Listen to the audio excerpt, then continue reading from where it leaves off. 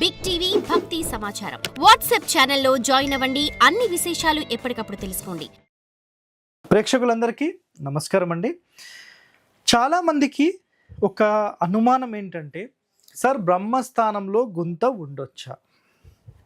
నాగవృష్ట భూమి అనే ఒక అంశం మీరు తీసుకున్నప్పుడు ఉత్తరం ఎత్తు దక్షిణం ఎత్తుండి మధ్యలో తూర్పు పడమర పొడవున్న స్థలంలో సమానంగా డౌన్ అయిపోతుంది. మరి అలాంటి స్థలం ఉంటే ఎలాంటి లాభ నష్టాలు ఉంటాయి? అర్థమైందా? ఒకటో కండిషన్. రెండవ కండిషన్, ఏపీ తెలంగాణలో ఈరోజు వరకు ఎంతోమంది చెప్పిన మాట విని నష్టపోయిన మీరందరికీ ఈ వీడియో ఒక సమాధానం చెప్తుంది. గుర్తుపెట్టుకోండి. నాగవృష్ట భూమి అంటే తూర్పు పడమర ఉత్తర దక్షిణాలు ఏదైనా సరే పొడవుగా ఉన్న స్థలం ఉంటుంది కదా. ఎగ్జాంపుల్ తూర్పు పడమర తీసుకుందాం. ఈ పొడవాటి స్థలంలో మధ్యలో అంటే ఉత్తరం కొంచెం ఎత్తుగా ఉంటుంది, దక్షిణం వైపు ఎత్తుగా ఉంటుంది, ఓకేనా? మధ్యలో కొంచెం డౌన్ ఉంటుంది. అలాంటి స్థలంలో మీరు నివసిస్తే సర్వము కోల్పోతారు, సర్వము నశించిపోతుంది అనేది శాస్త్రం చెప్పిన పాయింట్. మరి ఏపీ తెలంగాణలో ఇలాంటివి ఎవరు చేశారు సార్ అని మాట్లాడతారు కదా. ఇప్పుడు చెప్తాను సమాధానం. ఉత్తరం పల్లంగానే ఉందనుకుందాం. ఇల్లు అనేది మీరు బ్రహ్మస్థానంలో కట్టారు, లేదంటే కొంచెం నైరుతికి జరిపి కట్టారు. దాని తర్వాత చాలామంది చేసిన మేజర్ మిస్టేక్ ఏంటంటే, ఇంటికి సంబంధించిన పడమర భాగంలో, నైరుతి భాగంలో, దక్షిణ భాగంలో ఇంటి కంటే ఎత్తు పెట్టడం వల్ల ఇల్లు అనేది మునిగిపోయి సర్వాన్ని కోల్పోయి రోడ్డు మీదకి వచ్చిన పరిస్థితి వాళ్ళు కొన్ని వందల మంది ఉన్నారు. ఈ వివరాలు ఎంతమందికి తెలుసు? ఎంతమంది అధ్యయనం చేశారు దీని మీద? గుర్తుపెట్టుకోండి వర్డ్.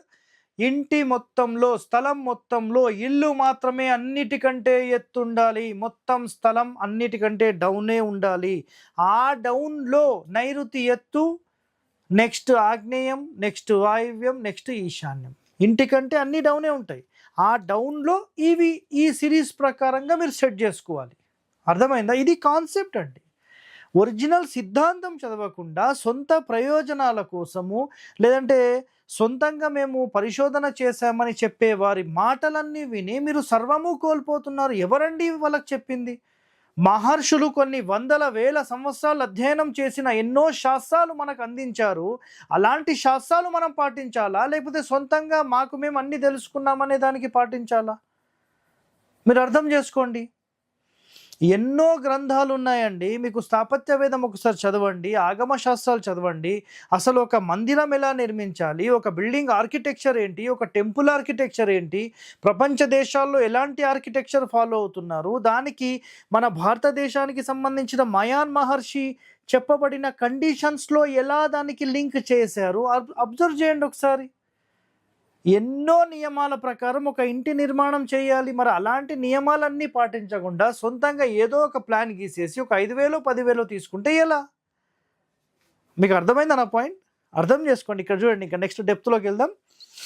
నాగవృష్ట భూమి అంటే తూర్పు పడమర పొడవుగా ఉండి మధ్యలో స్లోప్ ఉంటుంది. అంటే బ్రహ్మస్థానం నుంచి పడమర వైపుగా, బ్రహ్మస్థానం నుంచి తూర్పు వైపుగా స్లోపే ఉంటుంది. నెక్స్ట్, స్థలం ఎత్తు కంటే మధ్యలో పల్లం 100% ఉండకూడదు. మధ్యస్థానం మొత్తం స్థలం ఎత్తు కంటే స్లోప్ ఉంటే దానివల్ల జరిగే అనర్థాలు చాలా ఎక్కువ.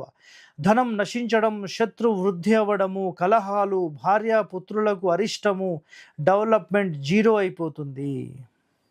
అర్థమైందా మీకు? చాలా చాలా డేంజర్గా ఉంటుంది. అయితే సార్ మీరు మరి ఇంటి మధ్యలో డౌన్ ఉండొద్దు అని చెప్పారు. రైట్, ఓకే, మీ మాట మేము వింటాం. మరి మండువా ఇండ్లకు డౌన్ ఉంటుంది కదా. ఈ పిచ్చి ప్రశ్నలు వేస్తారని నాకు కూడా తెలుసు కదా. గుర్తుపెట్టుకోండి ఇక్కడ వర్డ్. ఒక మండువా ఇల్లు కట్టేటప్పుడు సెంటర్ ఆఫ్ ద బ్రహ్మస్థాన ఏరియా మొత్తం ఓపెన్ టు స్కై చేస్తున్నాం. అలా ఓపెన్ టు స్కై చేసిన టైంలో మాత్రమే ఆ బ్రహ్మస్థానం డౌన్ చేయడానికి అర్హత ఉంటుంది. ఇది ఒకటో కండిషన్. ఇప్పుడు రెండో కండిషన్ మాట్లాడతాం. ముందుగా స్థలంలో మనం ఇల్లు ఎక్కడ కడుతుంటామో దానికి అధిష్టానాన్ని ముందు ఏర్పాటు చేయాలి. అంటే అధిష్టానం అంటే గ్రౌండ్ కంటే ఎత్తులో మొత్తం ఒక స్లాబ్ వర్స్ వేసేస్తాం. ఆ లెవెల్ కంటే మించి ఇల్లు కడతాం. ఆ లెవెల్కే ఇంటి లోపల గుంతను మెయింటైన్ చేస్తాం. అది చాలా డెప్త్ తెలిసిన వ్యక్తులు మాత్రమే సెట్ చేయగలుగుతారు. మీరు ఇలాంటి క్యాలిక్యులేషన్ తెలుసుకోవాలంటే ఇంటి బయట కూర్చోడానికి అరుగులు, ఇంటి లోపల బ్రహ్మస్థానం హైటు 2 ఒక్క లెవెల్లో చేస్తారు. ఇది చాలా పెద్ద సీక్రెట్. ఏ ఇంటి లోపలైతే బ్రహ్మస్థానం ఓపెన్ ఉండి, గుర్తుపెట్టుకోండి, ఓపెన్ ఉండి మధ్యస్థానం డౌన్ ఉన్నా వాళ్ళకేమీ కాదు. బట్ ఏ క్షణమైతే ఆ డౌన్ ఉన్నప్పుడు పైన బ్రహ్మస్థానం మూసేశారో ఆ ఇల్లు జీరో కొట్టేసేసి ఇక్కడ చెప్పిన నష్టాలు, ధననాశనం, శత్రువృద్ధి, నెక్స్ట్ బ్రహ్మస్థాన అరిష్టము, కలహాలు, భార్యాపుత్రులకు అరిష్టము, డెవలప్మెంట్ మొత్తం జీరో అయిపోతుంది. ఇవన్నీ నష్టాలు జరుగుతాయి. 100% గుర్తుపెట్టుకోండి, బ్రహ్మస్థానం డౌన్ ఉండొచ్చు, బట్ ఓపెన్ టు స్కై ఉండాలి. అయితే బిల్డింగ్లు కడతాం కదా మనం, పెద్ద పెద్ద బిల్డింగ్స్, అలాంటి బిల్డింగ్స్లో చుట్టూ ఇల్లు కడతాం, సెంటర్ కింది నుంచి పై వరకు ఓపెన్ చేస్తాం, పైన బ్రహ్మస్థానం పెడతాం, అది కూడా సూపర్. కానీ గుంత ఇక్కడ చేయట్లేదు. అయితే కొంతమంది వాళ్ళు ఏమంటారంటే ఇంటి మొత్తానికి గ్రౌండ్ ఫ్లోర్కి గుంత లేదు కాబట్టి ఓకే, ఫస్ట్ ఫ్లోర్కి గుంత అవుతుంది కదా, కడుపు చీల్చుకుపోయింది కదా అని మాట్లాడతారు. అది రాంగ్ అండి. ఇంటి బ్రహ్మస్థానం అనేది ఖాళీగా ఉండి ఓపెన్ ఉంటే దానికి మించిన అదృష్టవంతులు ఆ ఇంటి లోపల పుట్టరు. గుర్తుపెట్టుకోండి, చాలా అద్భుతమైన వాస్తు నియమాలు ఉన్నాయి. అవన్నీ నిజంగా అధ్యయనం చేస్తే మీరు ఒక టాప్ మోస్ట్ రేంజ్లో వెళ్ళే వాళ్ళు ఉంటారు. అదొకటి గుర్తుపెట్టుకోండి. సో నెక్స్ట్ ఇక్కడ గుర్తుపెట్టుకోండి, బ్రహ్మస్థానం అన్నిటికంటే ఎత్తుంటే, అంటే టోటల్ టాప్కి వెళ్ళిపోయారు, హైట్ ఉందనుకోండి, అప్పుడు ఏమవుతుందంటే కూర్మ వృష్ట భూమి వల్ల, అంటే ఆ ఇంటి మధ్యస్థానం ఎత్తుగా ఉండడం వల్ల మంచి రేంజ్ వెళ్ళిపోతుంది అనమాట. గుర్తుపెట్టేసుకోండి ఆ మాట. ఓకే, నెక్స్ట్ సౌత్ హైట్ ఉండాలనేది 100% వాస్తవం, పడమర ఎత్తు ఉండాలనేది 100% వాస్తవం, సో నైరుతి ఎత్తు ఉండాలనేది 100% వాస్తవం. ఇందాక మీకు కండిషన్ చెప్పాను, స్థలం మొత్తంలో ఎత్తు ఉండాలి కానీ ఇంటికంటే ఎత్తు ఉండొద్దు. ఇక్కడ చూడండి, మధ్యే నీచం అర్ధహాని అన్నారు. అంటే మధ్యస్థానం ఎప్పుడైతే డౌన్ అయిపోయిందో ఆటోమేటిక్గా అర్ధహాని, అర్ధ అంటే డబ్బులు హాని అయిపోతాయి. క్లియర్గా వర్డ్ చెప్పేశారు.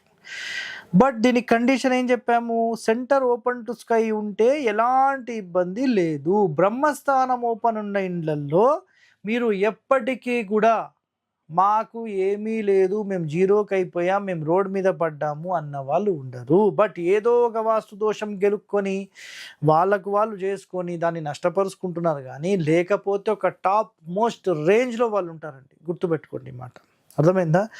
ఇల్లు శాస్త్రపరంగా కట్టాలి, ఇల్లు ఎప్పుడు మొదలు పెట్టడం, ఇవన్నీ కండిషన్స్ ఉంటాయి. అవన్నీ నిజంగా మీరు ఫాలో అవ్వగలిగితే దానికి మించిన ఇల్లే లేదండి. అర్థమైందా? ఒక అద్భుతమైన ఇంటి నిర్మాణం మీరు చేసుకోండి, ఎలాంటి వాస్తు దోషాలు లేకుండా. ఎంత సాధ్యమైతే అంత సాధ్యమైనంత వరకు వాస్తు దోషాలను తగ్గించే దిశలో వెళ్ళి మీరు మంచి అభివృద్ధిలో ఉండాలని కోరుతూ సెలవు తీసుకుంటున్నాను. మీ హరివాస్తు హరి. థ్యాంక్ యూ అండి. For more videos like this, subscribe Big TV channel.